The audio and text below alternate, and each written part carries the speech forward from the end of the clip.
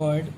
One word is buy, buy, and buy means, you know very well that buy means खरीदना. Buy means खरीदना. And now we want to make a noun. If you want to make a noun, then you have to add some suffix words. मेरे कहने का मतलब ये है कि जब ये बाई है तो बाई क्या है? बाई एक वर्ब है, और बाई में को यदि आप नाउन बनाना चाहते हैं तो इसमें कुछ सफिक्स वर्ड आपको ऐड करना होगा. जैसे कि मैंने आपको लास्ट क्लास में बताया था कि अगर आप किसी भी वर्ब के साथ जब ई आर या आप ओ आर अगर जोड़ते हैं तो ये क्या बन सकता है? नाउन बन सकता है. तो यही यहाँ भी मैं आपको यही बताना चाह रहा हूँ, यदि आप बाई के साथ अगर ई आर आप जोड़ते हैं तो ये नाउन बन जाता है. कहने का मतलब ये हुआ कि बाई को अगर आप ई आर जोड़ेंगे तो ये बायर हो जाएगा, और बायर का जब मतलब आप देखिए, बाय मतलब होता है खरीदना, और जैसे ही ई आर जोड़ देंगे तो ये बन जाएगा नाउन. तो इसका मतलब हो जाएगा खरीदने वाला, खरीदने वाला. एक चीज़ और आप समझ सकते हैं, अगर ई आर लगा हो या ओ आर लगा हो तो करने वाला हो जाता है. ई आर या ओ आर लगा हो तो इसका अर्थ हो जाता है करने वाला. क्या करने वाला? तो जो जिस क्रिया के साथ ये जुड़ेगा वो क्रिया हो जाएगा करने वाला.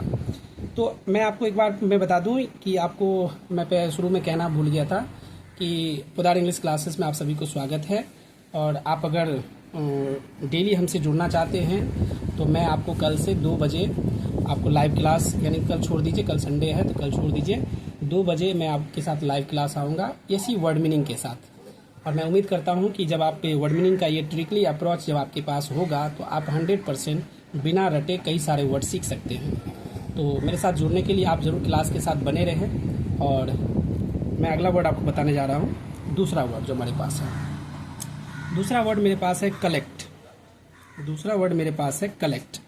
तो कलेक्ट का मतलब क्या होता है? संग्रह करना या चुनना होता है ना. चूज मतलब भी चुनना होता है, लेकिन यहाँ कलेक्ट मतलब क्या होता है? कोई चीज़ कहीं फेंका हुआ है तो उसको आप क्या करते हैं? कलेक्ट करते हैं. तो कलेक्ट का मतलब होता है संग्रह करना. तो कलेक्ट हमारा वर्ब है, लेकिन आप कलेक्ट को यदि नाउन बनाना चाहते हैं तो आपको क्या करना पड़ेगा? तो आपको इसके लिए ई आर या और जो ओ आर में से जो सुटेबल होगा वो आपको लगाना पड़ेगा. तो मान लीजिए मैंने यहाँ पे क्या कर दिया, कलेक्ट को ओ आर, कलेक्ट के साथ ओ आर जोड़ दिया तो ये बन गया नाउन. ये बन जाएगा हमारा नाउन बन जाएगा.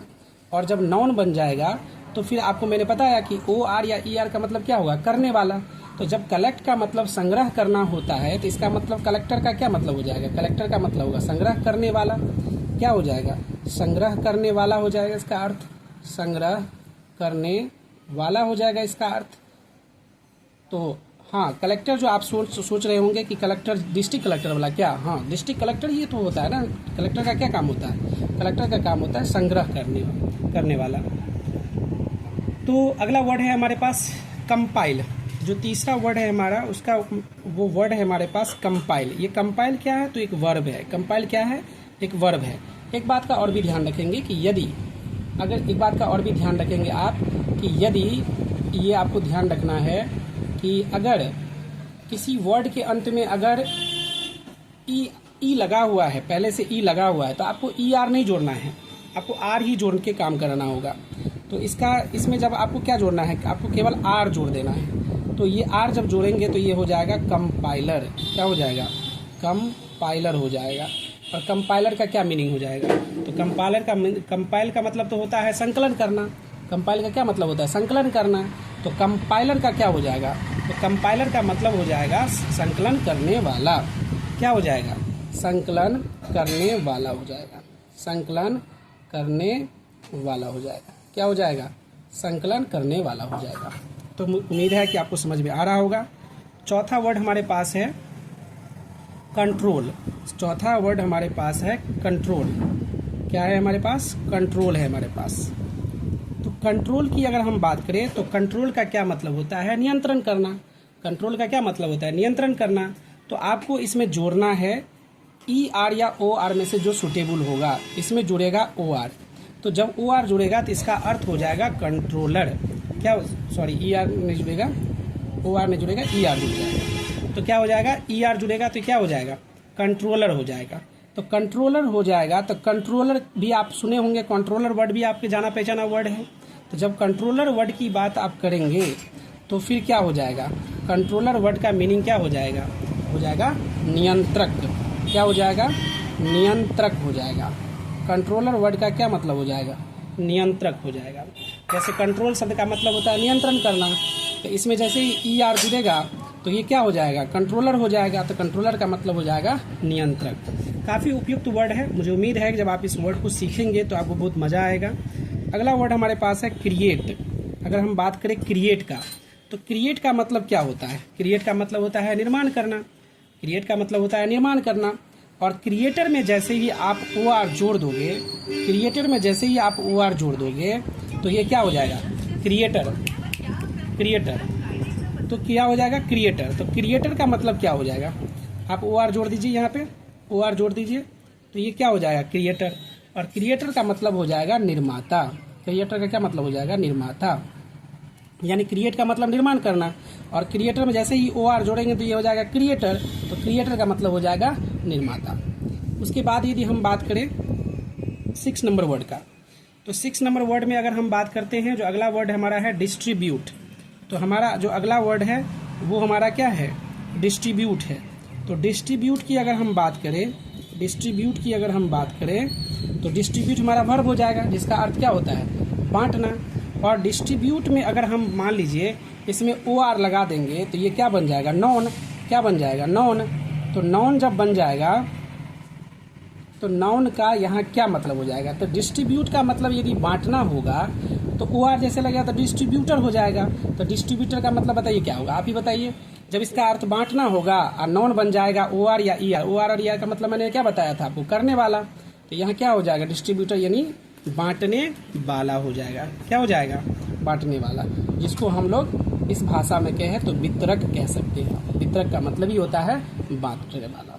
ठीक है, तो मैं ये मिटा देता हूँ आपको 6। मैं 10 वर्ड आपको डेली दूंगा इसी तरह से, और मुझे उम्मीद है कि आप जब इस वर्ड ट्रिक को समझिएगा तो आपको बहुत जल्दी समझ में आ जाएगा कि आखिर इसका क्या मतलब होता है।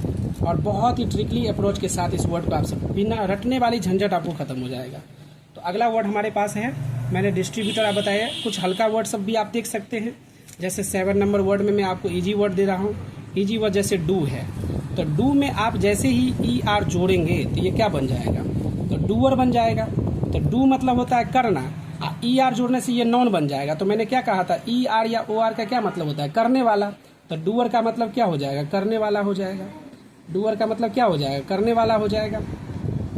उसके बाद अगर हम बात करते हैं कुछ इजी वर्ड ही देखिए, तो इट मतलब क्या होता है, खाना। इट माने क्या होता है, इट, खाना। और जैसे ही इट में हम ER जोड़ देंगे, जैसे ही हम इट में ER जोड़ देंगे तो ये बनेगा नॉन। जैसे ही इट में हम ER जोड़ेंगे तो क्या बन जाएगा, नॉन। तो इसका मतलब हो जाएगा हमारा ईटर। क्या हो जाएगा, ईटर हो जाएगा। क्या हो जाएगा, ईटर। तो ईटर का मतलब होता है खाने वाला।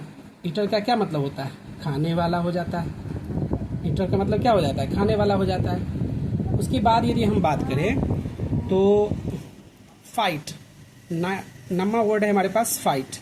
तो फाइट का मतलब आप लोग जानते हैं, फाइट का मतलब होता है लड़ना। फाइट का मतलब क्या होता है, लड़ना। और फाइट को जैसे ही हम नॉन बनाएंगे, फाइट में जैसे ही हम नॉन बनाएंगे तो हम इसमें क्या जोड़ेंगे, ER।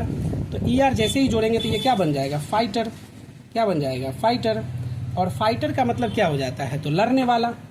फाइटर का मतलब क्या हो जाएगा, लड़ने वाला हो जाएगा। उम्मीद है आपको समझ में आ रहा होगा। और आज का हमारा आखिरी वर्ड है आपके लिए, बहुत ही बढ़िया वर्ड मैं आपको ले रहा हूँ, और इजी का इजी भी है। जैसे हेल्प है, तो हेल्प का मतलब क्या होता है, मदद करना। हेल्प का मतलब क्या होता है, मदद करना। लेकिन जो व्यक्ति आपको मदद कर रहा है उस व्यक्ति को आप क्या कहिएगा, उस व्यक्ति को आप कहते हैं हेल्पर। हेल्पर का मतलब हो जाता है मदद करने वाला। हेल्पर का क्या मतलब होता है, हेल्पर का मतलब हो जाता है मदद करने वाला, या मददगार भी आप बोल सकते हैं। मददगार भी बोल सकते हैं, या आप मदद करने वाला भी बोल सकते हैं। मदद करने वाला भी बोल सकते हैं। तो अगर आप चाहते हैं कि इसी तरह से ट्रिकली अप्रोच के साथ वर्ड मीनिंग सीखने के लिए, तो आप हमारे साथ जुड़ सकते हैं। लाइव क्लास में भी आप जुड़ सकते हैं।